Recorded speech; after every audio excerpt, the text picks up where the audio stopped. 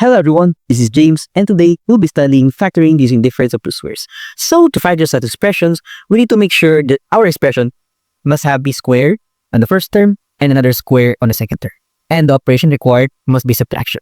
So to factor this out, we need to make sure that the first term, since it is a square, we need to split this in these two factors. Like we have a times a. And then for b, do the same thing, we have b times b.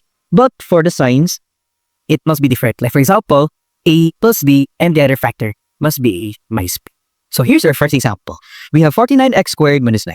Again, to verify factoring, we need to make sure that it is in the form of difference of two squares. So to do it, we need to identify, and we all know that 49 is actually 7 times 7, and thus 49 is identified as a square.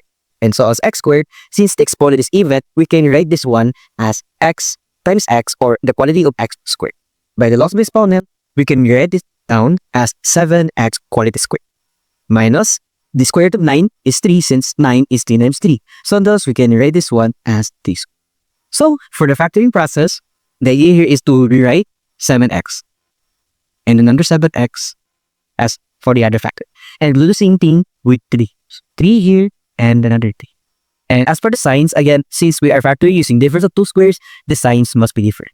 So we have a plus here and a minus. So that's the factor form of 49x squared minus 9, which is 7x plus 3 multiplied by the quantity of 7x minus 10. So the next example is 36a raised to 4 minus 4 over 25. So again, we'll do the same thing. Like for the case of 36, we all know that 36 is a perfect square since 36 is 6 times 6. What about for the case of a raised to 4? Since again, we all know that a raised to 4 is an even exponent, we can write this one as a squared times a squared, and thus we can simplify this in the form of a squared quantity squared. And thus we can write this expression 36a raised to 4 as a square, written 6a squared raised to 2. And we'll do the same thing actually for fractions. What we'll do is separately for the numerator and the denominator. And we all know that 4 is actually 2 squared, and 25 is 5 times 5, or simply 5 squared. So with that being said, we can write 4 over 25 in the form of 2 over 5 raised to 2.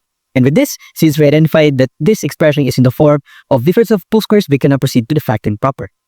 With this, we can now rewrite factors in two forms. The first one is you write 6a squared here, and do the same thing with 2 over 5. But again, since it is a factoring of difference of two squares, the signs must be different.